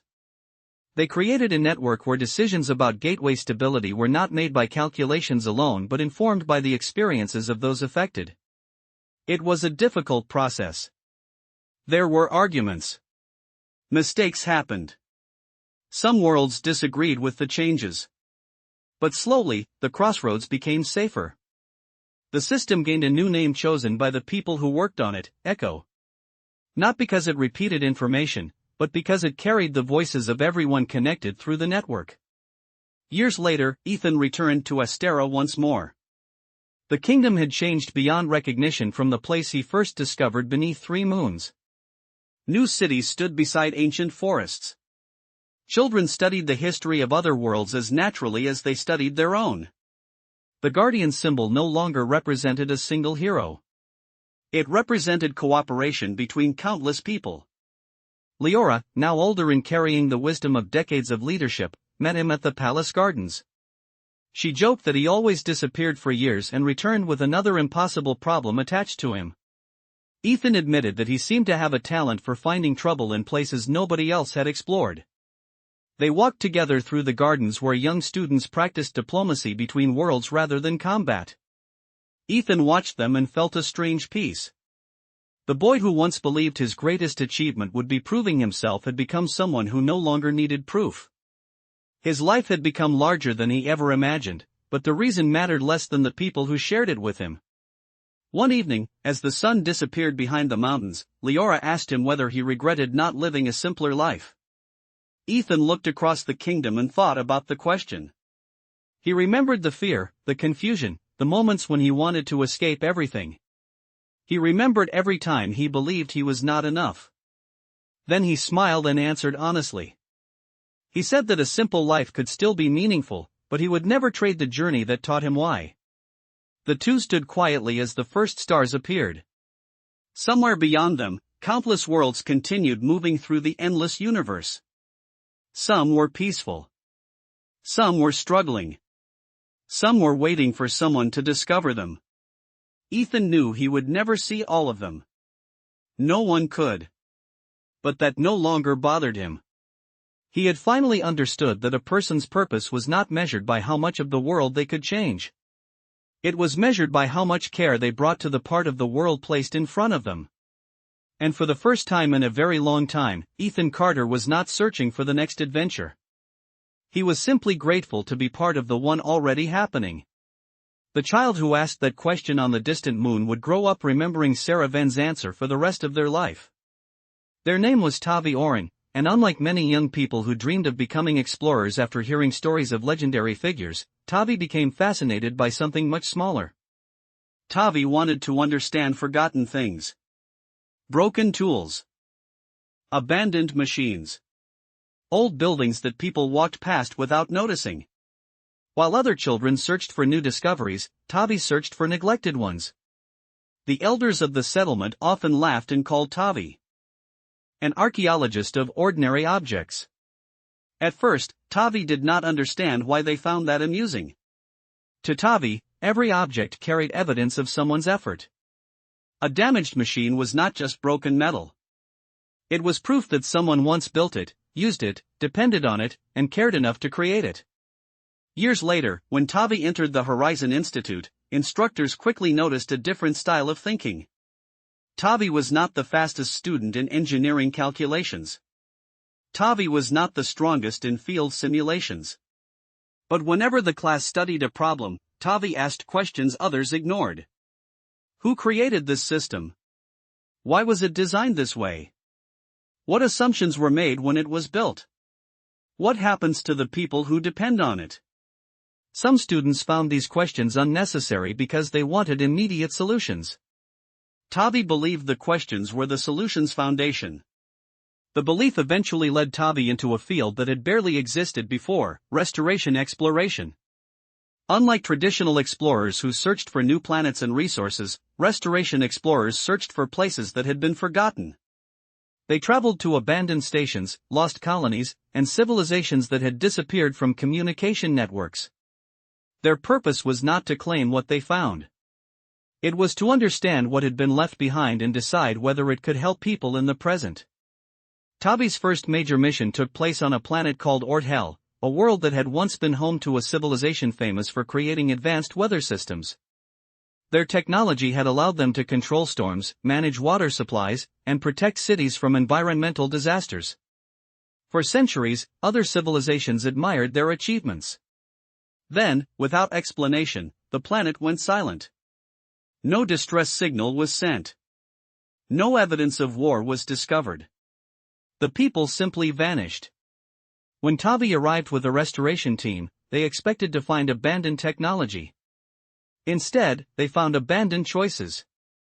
The weather systems were still functioning, but they had been slowly damaging the planet because nobody remained to adjust them.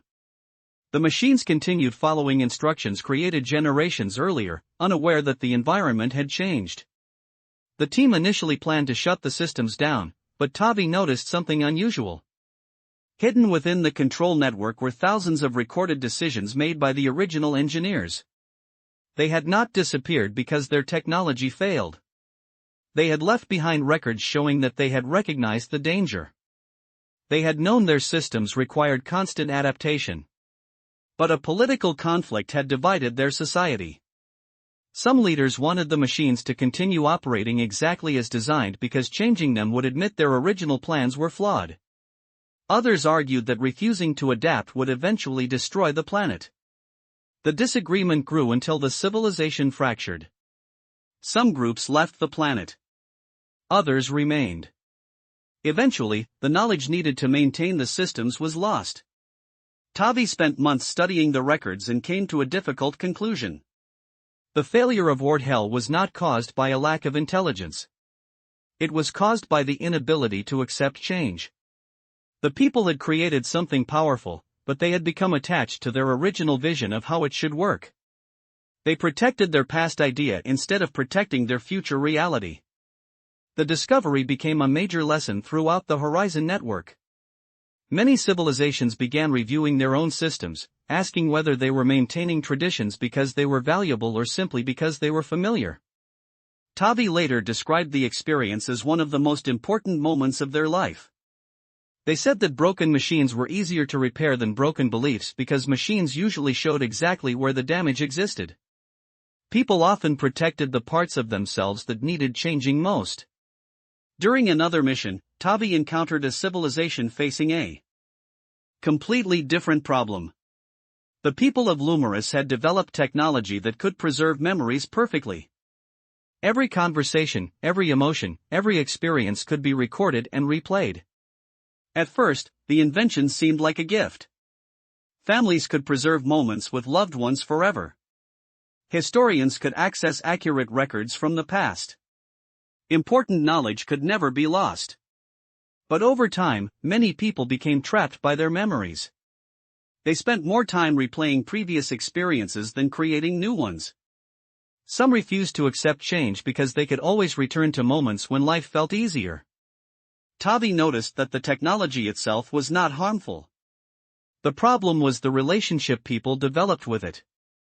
The same memory that could provide comfort could also become a reason to stop moving forward. Tavi shared the story of Ethan Carter, explaining that even the greatest heroes had continued changing after their most famous moments. Ethan had not spent his later years trying to recreate the past. He had continued learning because he understood that life was not a single achievement. It was a continuous process. The people of Lumerus eventually changed how they used their memory technology. Instead of preserving the past as a place to live, they used it as a place to learn. The transformation was slow, but it became another example of how civilizations could overcome problems by changing their perspective rather than destroying what they had created. As Tavi's reputation grew, historians began comparing Tavi's work to the earliest Guardians. But Tavi rejected the comparison. Tavi explained that the universe did not need every person to become a guardian in the traditional sense. It needed people who recognized their own responsibility. Some protected communities. Some discovered knowledge. Some created art. Some repaired machines. The important thing was understanding that every action existed within a larger connection. Near the end of Tavi's career, a request arrived from the oldest archives in Astera. Researchers had discovered something unusual while examining the earliest records of Ethan's journey. A section of his original writings appeared incomplete. For centuries, historians believed the missing pages had been destroyed. But new analysis suggested they had been removed intentionally and hidden somewhere else. The discovery created enormous excitement. If the missing pages existed, they could reveal unknown details about the beginning of the Guardian era. Many researchers wanted to search immediately, but Tavi approached the mystery differently. Tavi wondered why Ethan would hide part of his own story. The question became more important than the missing pages themselves. After studying the archive systems, Tavi discovered a clue. The hidden pages were not stored in a vault or secret location. They had been placed inside a simple educational archive designed for future students. Ethan had not hidden the information from people. He had hidden it from people who were looking for the wrong reason. The missing pages contained no secret weapon, no forgotten power, and no prediction of the future. They contained something far more personal. Ethan had written about the moments when he felt most ordinary. He described the days when nobody needed him to save anything. He wrote about gardening, repairing old objects, teaching children, and sharing meals with friends. He wrote that after years of being called a hero, he had finally understood that the title was never the important part. The important part was that people cared about each other before they knew whether their choices would become important. When Tavi read those words, they understood why the pages had been hidden. They were not the missing piece of a legend. They were the missing piece of a lesson. The universe had spent centuries celebrating extraordinary moments, but Ethan had wanted future generations to remember the ordinary ones too. Because without those ordinary moments, the extraordinary ones would never have happened. The discovery became one of the most influential historical events of the era. Across the Horizon Network, schools changed their lessons. Museums changed their exhibits. Researchers changed their studies. The story of Ethan Carter became less about becoming a hero and more about becoming someone who noticed opportunities to help. And as another generation looked toward the future, they carried the same truth that had traveled across worlds for countless years. A person did not need to wait for destiny to arrive. They did not need a title, a prophecy, or a perfect moment. They only needed the courage to respond when life placed something in front of them and quietly asked a question. Will you care? Will you try? Will you take the next step? And every time someone answered yes, the story continued. The discovery of Ethan Carter's hidden pages changed the way the universe remembered him, but it also changed the way people remembered themselves. For generations, civilizations had looked toward legends and wondered what separated ordinary people from those who shaped history. The answer had often been misunderstood. Many believed greatness was something people were born with, a rare quality carried by those destined to accomplish impossible things. But Ethan's forgotten writings revealed another truth. Greatness was often built from small decisions repeated over time. It was created when someone chose patience instead of anger, curiosity instead of assumption, responsibility instead of convenience. The revelation spread throughout the Horizon Network and inspired a new movement called the Everyday Horizon Project. Its purpose was simple: to document the unnoticed actions that helped civilizations survive and grow. The project collected stories from farmers who restored damaged ecosystems, teachers who helped divided communities understand each other, engineers who redesigned technology to serve forgotten populations, and countless others whose names would never appear in traditional history books. Tavi Oren became one of the project's leading researchers, but even after decades of exploration, Tavi remained uncomfortable with recognition. Whenever people called Tavi a successor to Ethan Carter's legacy, Tavi corrected them. Tavi explained that legacies were not inherited like possessions. They were responsibilities passed between people. One person could inspire another, who could inspire someone else, creating a chain that extended farther than any individual could see. This belief guided Tavi during the most challenging mission of their career. The mission began when the Horizon Network detected unusual activity from a region known as the Silent Expanse. The area had existed on navigation maps for centuries, but no civilization had ever successfully traveled through it. Ships entering the region lost communication and returned with damaged systems but no explanation. Some researchers believed the area contained unstable energy fields. Others believed it was simply too dangerous to explore. The mystery remained unsolved until a small exploration vessel emerged from the Silent Expanse carrying a message. The vessel belonged to a civilization that nobody knew existed. They called themselves the Aruvi, and they had been living within the Silent Expanse for thousands of years. Unlike isolated civilizations that avoided contact because of fear, the Aruvi had remained hidden because they believed they were protecting others. Their world contained knowledge they considered too dangerous to share. When Tavi arrived to meet them, the Aruvi leaders explained that their ancestors had discovered a method of predicting large-scale patterns in civilizations. They could identify moments when societies were likely to experience major conflicts, technological disasters, or social collapse. At first, their discovery seemed like a gift. They believed they could prevent suffering by warning civilizations before problems occurred. But over time, they discovered a troubling consequence. When people learned about possible futures, they began changing their behavior based on predictions rather than choices. Some societies became obsessed with avoiding predicted disasters. Others attempted to force favorable outcomes. Eventually, many civilizations lost the ability to make decisions freely because every action became influenced by what might happen. The Aruvi had hidden their knowledge because they feared repeating that mistake on a larger scale. They worried that if the Horizon Network gained access to their technology, countless worlds would stop creating their own futures and start following predictions. The Horizon representatives debated the issue for months.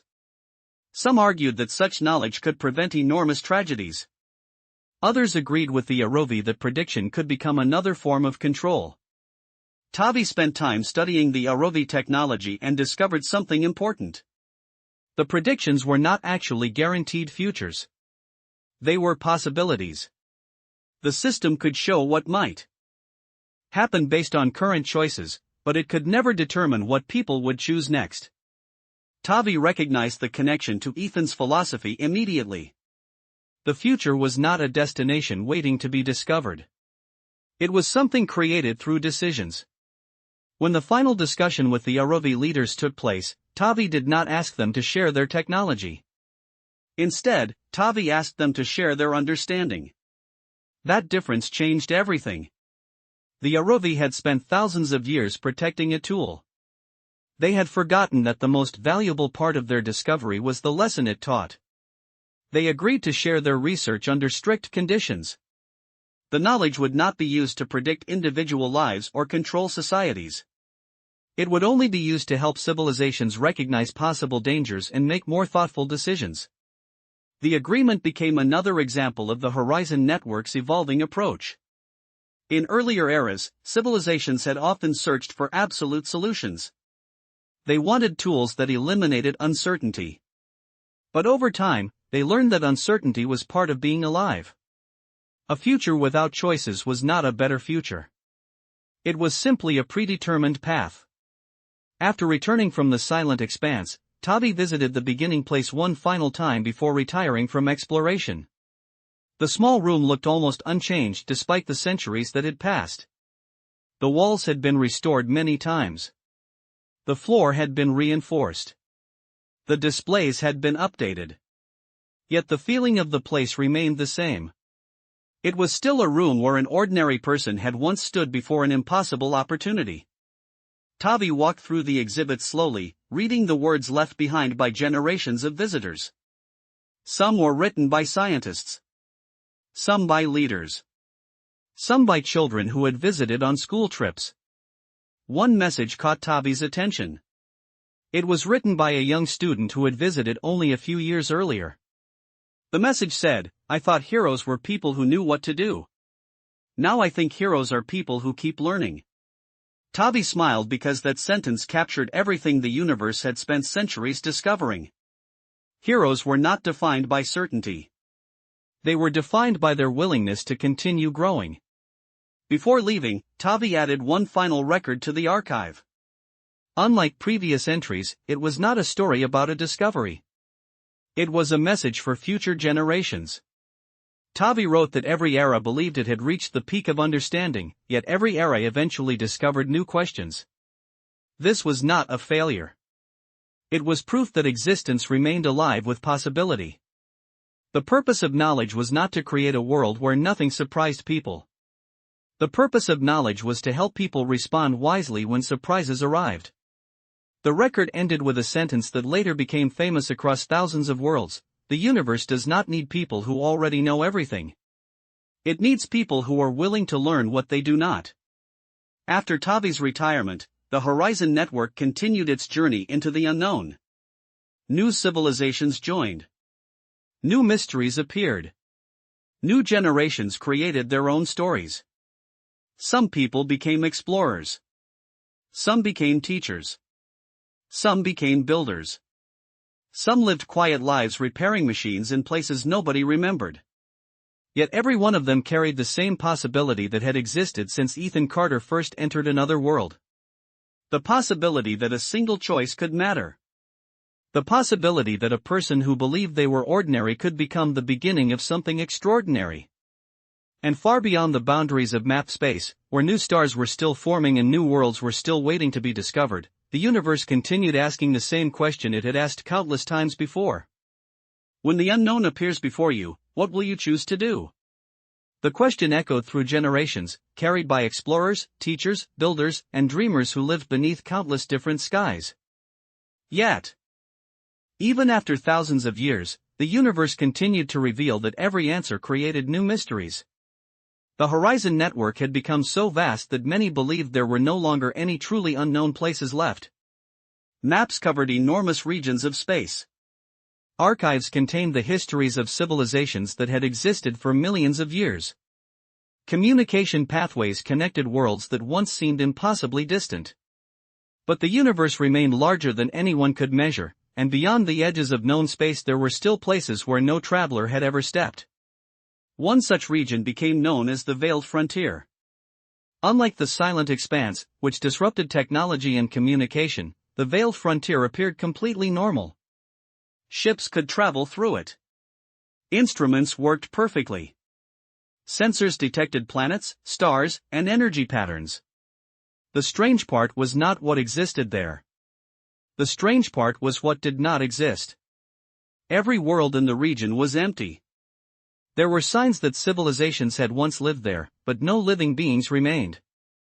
Cities stood untouched. Machines continued operating. Archives preserved millions of years of information. Yet every inhabitant had disappeared without evidence of conflict, disaster, or migration. The mystery attracted researchers from across the Horizon Network, and among those chosen for the investigation was a young historian named Ilara Voss. Ilara had grown up listening to stories of Ethan Carter, Chiron, Saravan, and Tavi Oren, but she had always been more interested in the questions left behind by history rather than the answers. She believed every civilization carried hidden lessons, especially the ones that had failed. Her colleagues often joked that she could find a mystery inside a perfectly organized archive. Ilara accepted this description because it was true. She noticed details that others ignored. A missing sentence in an old document. A repeated symbol appearing in unrelated cultures. A change in language that suggested a forgotten event. Her ability to see connections made her the ideal person to study the Veiled Frontier. When Ilara arrived at the first abandoned world, she expected to find evidence of a tragedy. Instead, she found evidence of a decision. The planet's cities were not damaged. They were carefully preserved. Buildings had been maintained. Gardens continued growing through automated systems. Libraries remained protected from environmental changes. It looked less like a civilization that had died and more like one that had intentionally stepped away. The discovery changed the direction of the investigation. The team stopped searching for what destroyed the civilization and began searching for why it had left. In the central archive of the largest city, Ilara discovered records belonging to a society known as the Illiren. The Illiren had been among the most advanced civilizations ever recorded. They had developed technology capable of repairing damaged planets, creating artificial ecosystems, and extending life far beyond natural limits. They had achieved many of the dreams that younger civilizations still pursued. Yet their records revealed a growing concern.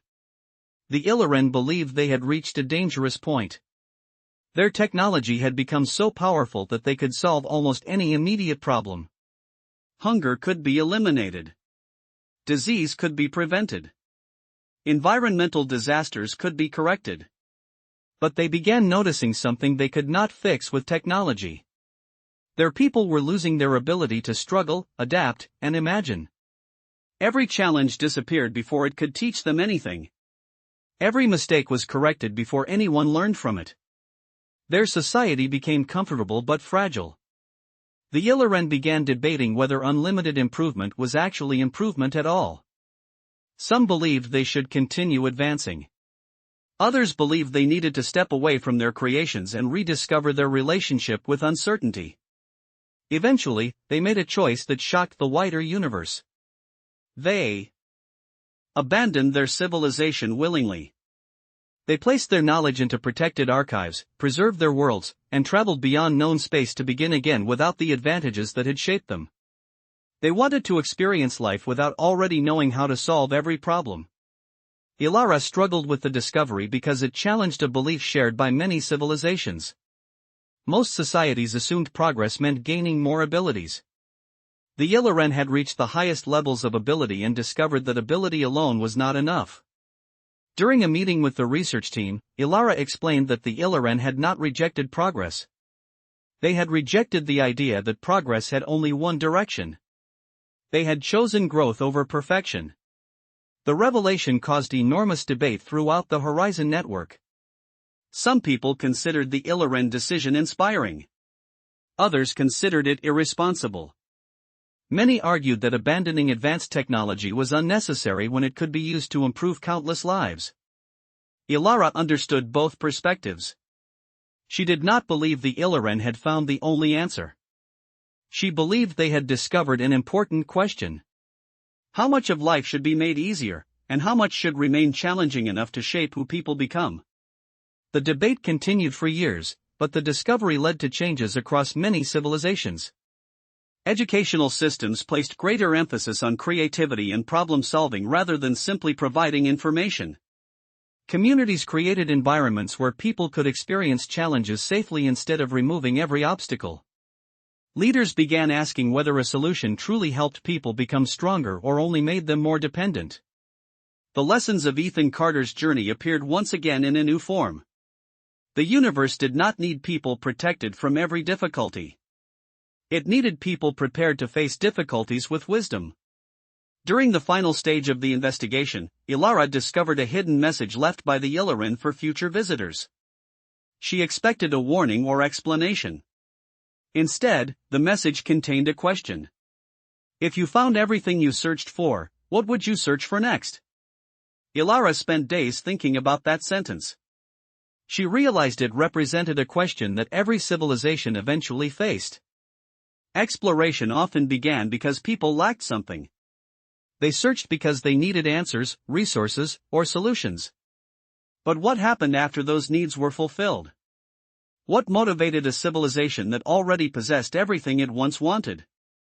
The answer, Ilara believed, was curiosity. Curiosity was not created by emptiness. It existed because existence itself was fascinating. The discovery of the Illiren became one of the final great lessons of the era, though historians later argued that it was never truly final. Every generation believed it had discovered the ultimate lesson, and every generation was eventually surprised by something new. That was the nature of the universe. It refused to become completely understood. After completing her research, Ilara visited the beginning place on Astera. She stood in the same room where countless people before her had reflected on Ethan Carter's journey. She looked at the old records, the preserved objects, and the messages left by visitors from worlds that had once been strangers.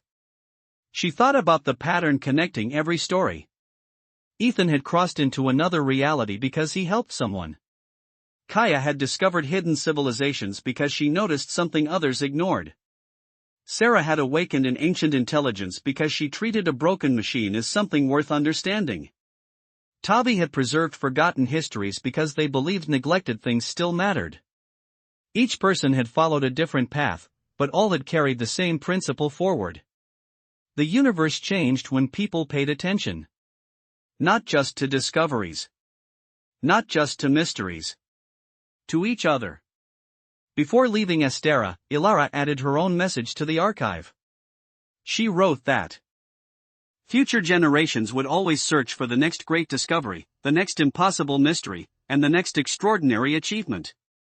But they should never forget that the most important discoveries were often hidden in ordinary moments. A conversation. A question. A decision to look closer. A choice to help. Because before anyone changed the universe, they first changed a single moment in front of them. And somewhere beyond the boundaries of known space, another person was about to encounter such a moment. They did not know the names of the heroes who came before them. They did not know the history written across thousands of worlds. They did not know that their smallest choice would soon become part of a story far larger than themselves. They only knew that something unexpected had appeared.